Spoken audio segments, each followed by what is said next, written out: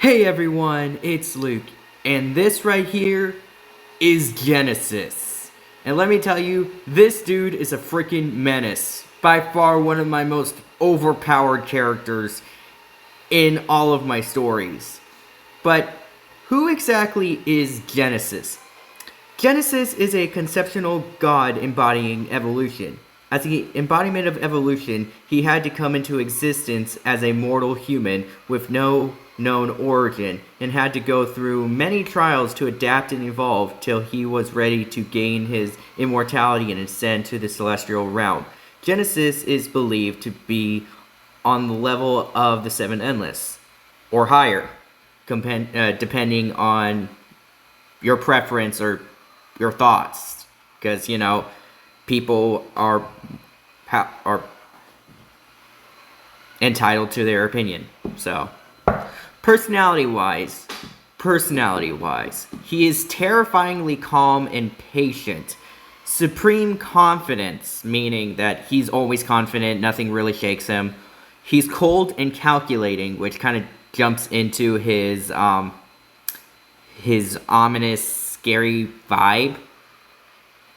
He's extremely intelligent and wise, philosophical, intimidating, charming, very much a gentleman, being respectful when needed, especially towards women, empathetic, sadistic at times, prideful in such a calm, chill, and subtle way that it comes off as more terrifying than arrogant, and mysterious and ominous. Now, you're probably thinking, well, that doesn't make a lot of sense. I mean, it sounds like his personality contradicts, each personality type contradicts each other, and you would be right. But the fact is that Genesis is supposed to be a very complex character. Abilities. Let's go. He might have more abilities than what I have listed here, but let's go ahead. He has ridiculous levels of strength, speed, durability, healing factor, immortality, intelligence beyond human comprehension, pretty much near omniscient, battle senses, genius, strategic battle IQ, master swordsmanship, matter manipulation, soul manipulation, reality, time, and space manipulation, mastery of all 7 magic types being water, earth, fire, air, lightning, light, and darkness, with his affinity for darkness being his strongest, interdimensional travel, adaptability and evolution, and existence erasure. Now, before I go on, I want to go in detail what I mean by evolution. So when it comes to his ability of evolution, he can basically manipulate someone's evolutionary potential. Meaning that if he wants to, he can look at a person and say, okay, snap my fingers, you're now at your highest potential. Or he can completely erase that potential like it never existed. Like, this is literally how he would one-shot Saitama. And I know Saitama fans might hate me for saying this, but, this is my character. I have the right to scale Genesis to however high I want him to. This is how he would one-shot Saitama. Just snap his fingers, erase his limitless potential, basically reverting Saitama back to his normal, powerless human self with hair. Before, like his whole workout regimen never happened. That's probably his most broken, overpowered ability. Like, the fact is, it's like, unless he's dealing with an actual godlike entity in fiction that just exists without any kind of evolutionary line, then Genesis can pretty much just basically control fate and destiny. Like, I didn't come up with this ability until quite recently, because I titled him God of Evolution, but when I say that, the ability that I came up with is his ability to constantly adapt and evolve during battle. Like, he is actually known to be undefeated, because within every battle he's in, when he's facing an opponent like the Blood Demon Queen, who I'll explain later, who is superiorly more powerful than him, instead of like most cases where he would lose, then come back stronger to fight, he would quickly adapt and evolve mid-fight to be able to gradually grow throughout the fight to match his opponent. That's why he comes off as undefeated, because he adapts and evolves mid-battle. And Existence Erasure, that's pretty much self-explanatory. He can pretty much just snap his fingers and erase someone from existence. But, you know, the erasure isn't always permanent. So, feats, weakest to strongest. Let's go. We have 15 different feats. There could be more, but this is what I have. Number 15. He soloed an army of demons with his aura alone. And this is true. Like, towards the end of his story, when he realized that someone he cares about very much, her soul is trapped by Lucifer, he decides to just go straight down to hell of his own accord. And while he's walking through hell towards Lucifer's castle, demons just come at him, but he's just casually just walks past them with his aura, just shooting the demons away. Basically, just straight up aura farming. Because I don't know if I mentioned this before, but Genesis is both a aura farmer and a manipulator. If you watched my Genesis versus Aizen video. Anyway, so there's that. Then he soloed all monsters in Nevermore, and let's be fair. Let's be real here. Genesis, at the beginning of his story, was pretty much already the strongest person on Earth. It wasn't until he faced someone like the Blood Demon Queen, who I'll mention later when that feat comes along, that he actually had to adapt and evolve to be able to match. But to be fair, it's not necessarily that he was really powerful. It's more like most of the monsters at Nevermore were actually kind of weak. There was only a few that actually matched Genesis at the time, but I don't know. Okay, so number 13, he defeated Athena Dark Elf and Scarlet Morningstar together, which are Nevermore's two strongest sword fighters. And he just casually just duels both of them at the same time and wins. He also one-shotted a meteor to dust, like Saitama, except unlike Saitama, he actually went all the way, he actually locked in and destroyed the entire thing with a single punch. Let's see, covered the entire monster realm with his aura. That is true. He basically did the I am atomic moment, and then but instead of destroying the monster realm, he just teleported away, just leaving both Athena Dark Elf and Scarlet Morningstar just frozen in shock. They're like, what the heck just happened? I thought he was just gonna end us. Like, he just straight up trolled them. I feel like that was funny because it's like, Genesis is a very serious kind of character who only shows genuine emotions when he cares to. Like, you know, like the dude rarely smiles, but when he does smile, like a slight, like, genuine smile, you know that he's being genuine. Anyway, sorry if I'm getting off track here. Let's see, broke free from a time freeze with just his speed. This is true. During his battle with the Blood Demon Queen, which I think this is probably around a good placement to mention who she is. So, according to my storyline, the Blood Demon Queen is the strongest of the four primordial demon lords that basically rank below Lucifer. Which you can probably understand. So yeah, she's pretty much like top 5 when it comes to the strongest demons in hell. And this is pretty much the battle where Genesis had to lock in. It's like, okay, I'm gonna stop being casual and actually try now. And had to, like, allow his adaptability to just casually grow throughout the battle to be able to match her. And at the beginning of the fight, she just froze time, expecting Genesis to just stay there. But it's like the next moment, he just vanished, and she's like, where the heck did he go? And the next moment, in that same moment, he was literally right behind her, and she's like, hi.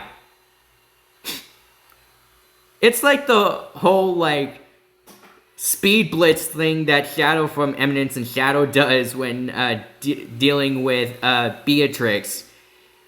He would attack, vanish, reappear behind her that same next moment to strike. It's insane.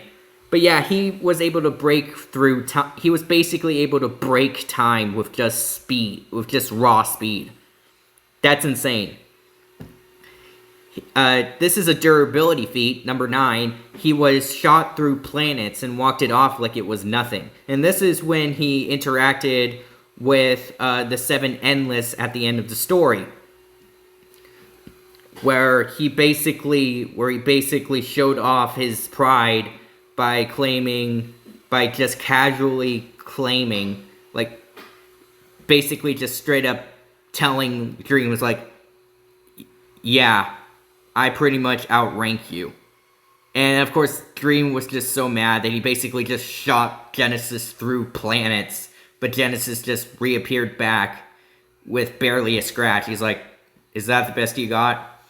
Like, this dude challenged Dream of the Endless.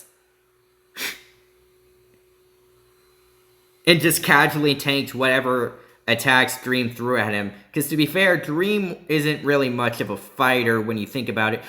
Like, the way I see it, because Dream of the Endless deals with dreams, I feel like he's more of a psychological manipulator than he is a fighter. But anyway, so survived being shot through planets. He defeated the 6 Kings of Darkness with just his intellect. This is true. Halfway through his story, after he graduated Nevermore and became one of the 7 Kings of Darkness, he invited the other 6 kingdoms to his castle for a feast. And then, and then, just like straight up Orpharm, he goes down and says, hey, kings, hey, 6 kings, before you guys leave, do any of you guys want to challenge me? And all 6 of them agreed. And so he's like, okay, but to show you how superior I am, I will fight you without using my magical powers. And they're like, there's no way you can beat us like that. And you know what? He does. He solos them. And it wasn't even close. The only one of the... Like, I feel like the only one... there are only 2 characters... Like, the only 2 from the Kings of Darkness that actually stood any chance was Dragon King Strykor, the great grandfather of Elatros, and Vladimir the Sixth, the father of Vladimir the Seventh, who is Genesis's best friend. Those are the only 2 from the 7 kings at the time that actually stood any chance against Genesis, who decided to just shut off his powers. Like, Genesis literally puts a mental block on his power. So he basically fights with just raw skill and his intellect. This is what I mean when I say this dude has genius level battle IQ. Genius strategic battle IQ. It's insane. Okay. So, also, number 7. He tanked god level attacks, and that's true. This is pretty much the strongest his durability has ever reached. Like, this... You know what I said about, Dream getting mad at Genesis for claiming that he is above the 7 Endless and decided to fight him using his dream power? Yeah.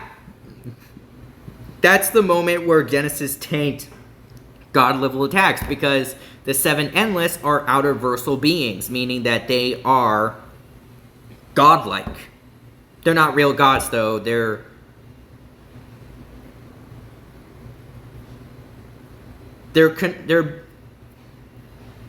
concept beings, basically. That's all I can really say about that. Okay, number 6. Outsmarted the Eternal Sphinx with just his intelligence. So you guys all know what a Sphinx is, right? The body of a lion, the head of a pharaoh with giant bird wings. Like the Bakugan minion. That's funny. So, the Eternal Sphinx wasn't a normal Sphinx. So basically what it is that the Eternal Sphinx was basically near omniscient, if not just completely omniscient. And he basically, for his last trial, Genesis had to be able to answer one of the most complex questions in the world. And I guess the question that the Eternal Sphinx decided to give Genesis was, in your own words, describe the meaning of life. Because let's be real, I don't think the smartest people in history has ever actually able to fully understand the concept of life. And so when I write this, I probably won't be able to basically go word for word what Genesis says. In fact, I feel like when I write this moment for Genesis, I would pretty much have it like in those movies when someone says something that is secretive and you don't hear anything come from their mouth, but you see the reaction. I feel like that's the approach I want to go with. Like, Genesis basically describes the meaning of life, and we see the shocked expression on the Sphinx's face after the fact, before Genesis walks in. And I want to do that to basically say Genesis basically holds near omniscient intelligence, but no one will ever know what he truly said.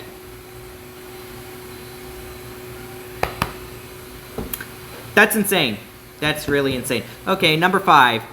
Defeating the Blood Demon Queen. Yes, this is number 5 because there are just 4 other things that I feel like rivals her. Like I said, the Blood Demon Queen is the strongest of the 4 primordial demons that rank below Lucifer, and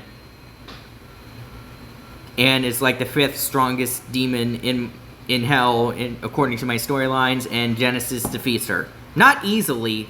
No, this was pretty much a high difficulty fight, but Genesis ends up winning. Like, Genesis basically turns this to basically an impossible matchup to like a mid to high difficulty.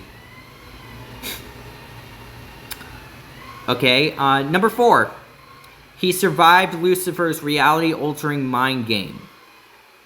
This is kind of like what happens in the Sandman series, where it's like, what they do is that they each imagine what they are, and they would basically conjure their imagination into reality, and to see who can topple who.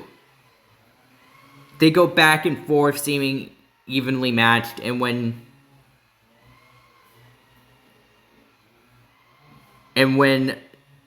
Lucifer said that he's basically like anti-life or whatever, Genesis counters by saying, "I am evolution," which just like completely shocks Lucifer, and he felt humiliated afterwards.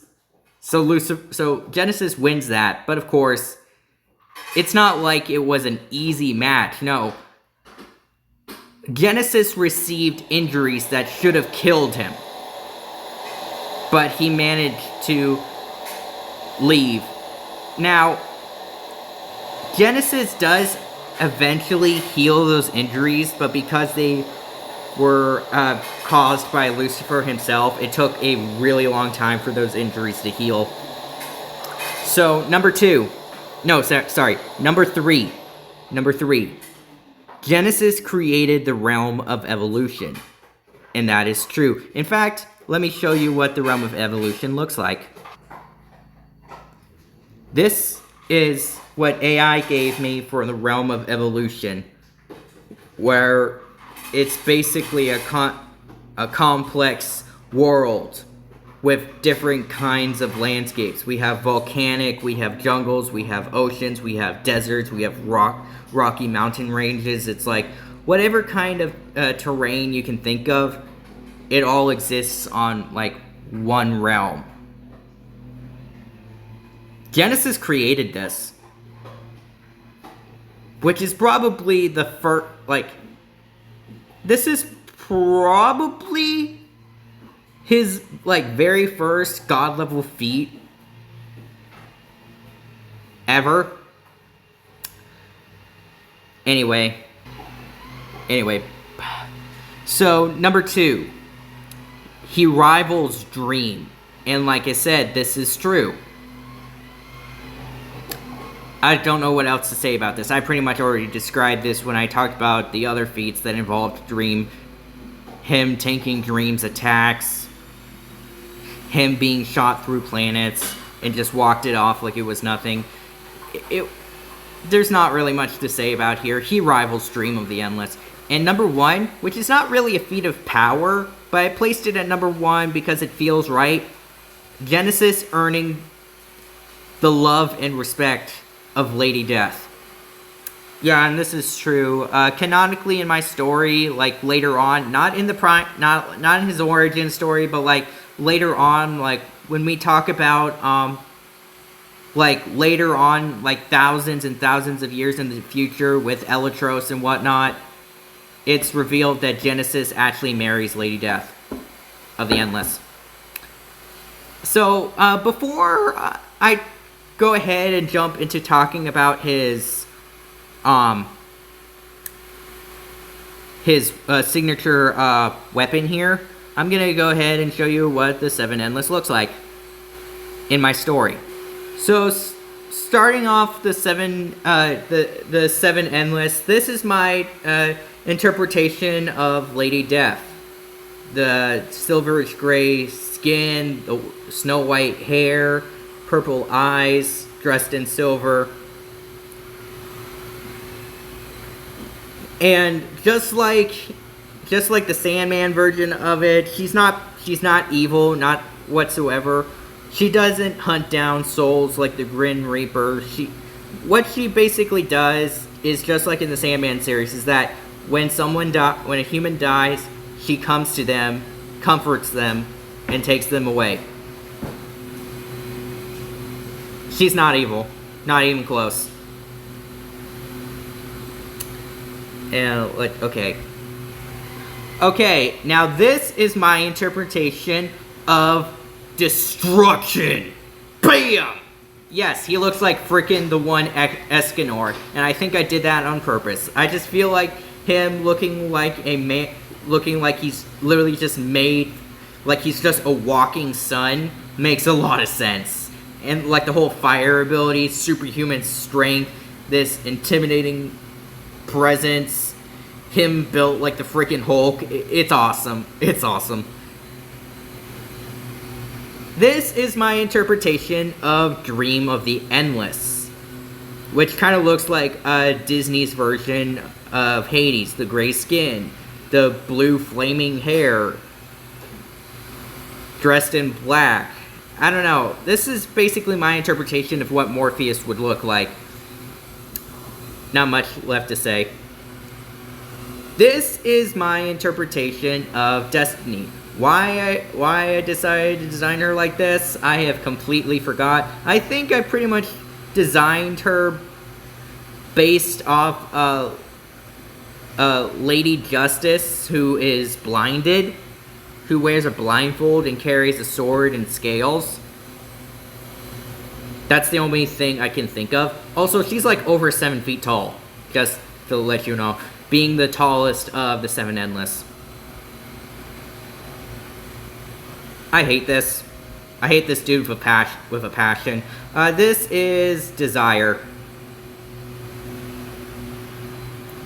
A girly a girly looking dude.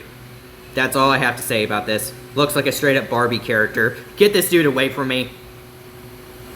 This is Delirium. I don't know why I went with the whole like hippie color scheme, and I have no idea why I decided to design her look like a freaking rainbow. Like, she looks like the freaking pride flag. Oh my goodness. She looks like the pride flag. I did not do that on purpose.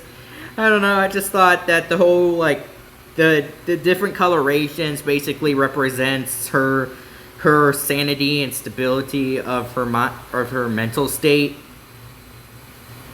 But unlike from the Sandman series, because I don't read the comics, she isn't really all that, like, mentally broken for the most part. This version is just, like, very sweet and generous. Like, she's so hyperly optimistic that you can't really trust what she's saying is true. Sorry. Okay, this is Despair. So the reason why I went this path is because, well, yes, Despair from the Sandman version of Despair basically is obese and for some reason portrayed naked. I designed her like this, very like emo, depressed, gray skin, black hair, dark blue eyes, dressed in black, is because the way I describe Despair is, well, the way I feel like Despair. Like, sure, when someone's depressed, they do use food to comfort themselves, which is why a depressed person might end up being overweight. But I decided to go with the opposite approach, that a depressed person would refuse to do anything. Just sit there, doing nothing, letting their body just wither away. And, like, none of the 7 Endless are technically evil. Well, I mean, I would argue that Desire is questionable, but Despair, her entire job is basically to, when someone is depressed, when they're in moments of sorrow, she's not really despair.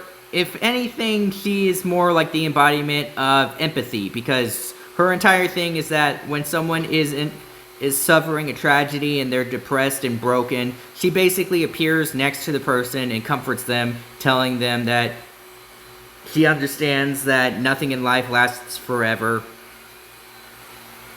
but they should be happy for what they had and try to move forward. And most of the time that works.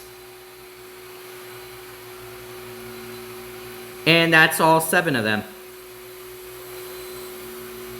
And that's all 7 of them in Genesis with God. Okay, I'll stop here.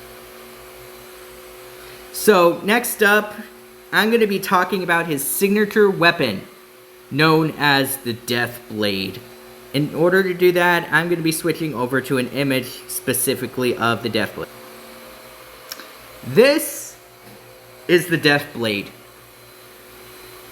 The Death Blade was once the Grim Reaper's scythe, but after Genesis returned it to Lady Death after it was stolen, as a thank you, he turns the scythe into a sword to fit Genesis' fighting style and gave it to him. Yes, she just straight up took a reality-destroying weapon, transformed it into a sword, and just gave it to him. That's insane.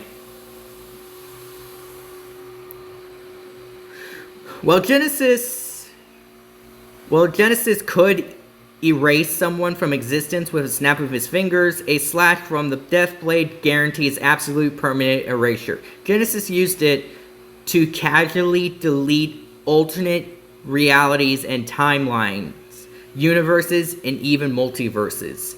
Now, this is by far one of the most broken weapons in fiction. I mean, let's read these abilities, shall we? Soul severance. Cuts beyond flesh. Severs the soul from existence. Existence slash. No, erasure slash. Sorry. Strikes that erase anyone or anything from time, space, and memory. Voidwalker. Allows Genesis to step through shadows and nothingness. Genesis can pretty much already do that without the blade, but, you know, whatever. Death's Touch. Corrupts and nullifies any power it pierces. Yeah, that's basically Asta's anti-magic, basically. He basically has anti-magic. Slice of Oblivion.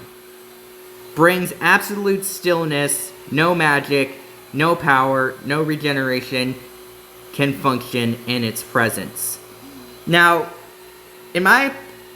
the way I interpret this ability is that basically this sword can create its own dimensional sphere, like a domain expansion or whatever. Well, inside that area, all kinds of power doesn't work. Like, no kind of supernatural abilities can work in this area. Where you have, or in this, if you are someone who's really overpowered with magical abilities and never had to rely on martial arts or swordsmanship to help you, and then Genesis forces you into a fight in this zone, you're pretty much dead. Sorry about that. So, the next thing I have to talk about are the shadows. What are the shadows? Let me show you. This is basically a rough estimate of what a shadow looks like. The shadows are an army of elite female warriors created from Genesis's power. Before Genesis, they were normal, ordinary beings from the monster realm, ranging from dark elves to straight-up demons and a few hybrids as well. When Genesis came, they pledged their loyalty to Genesis, and in return, he used his power over evolution to evolve them into his immortal shadows. The weakest shadows are calculated to be large planetary, with a single low-level shadow at max power being able to single-handedly destroy a planet. Going all the way up to his strongest, his head general in second command, Elsa Dark Elf, a frost elf energy vampire hybrid, who scales up to multiversal plus, being the only shadow anywhere near Genesis's level. Power scaling wise, okay? At the beginning of his story, Genesis was multiversal, rising to outerversal by the time he ascended, becoming equal, if not stronger, than the Seven Endless. My final thoughts. Going through his scaling, I realized that no matter how many feats I give him, no matter how many hacks and abilities he has, and no matter how many multiverse entities he erases, nothing I can do can get him up to boundless. In order to do that, he will have to surpass God himself, and I can't bring myself to do that. So this is my final verdict. So, Genesis, Eletros, Badger, and all my godlike entities like the Author, the Imaginator, Infinity, Omni-King, the Seraphim, along with Lucifer and Michael, will be high outerversal, with only God himself being boundless. So basically, this is my entire power scaling of Genesis. For the most part, I feel like it's pretty accurate to his character. This dude is really overpowered, really feared, and just, I feel like after going through this power scaling, I feel like you all might actually be a little more understanding of at least Genesis. Because, well, I mean, now that I think about it, if you guys want to comment down below why you guys think he doesn't surpass Multiversal Plus or doesn't reach Outerversal and stays Hyperversal, that's okay. Go ahead, send me your comments. I would really like to see some comments on your thoughts about this. So overall, yeah, thanks for watching. Please like, comment, and subscribe, and I'll be back with my next video. Till next time. Bye!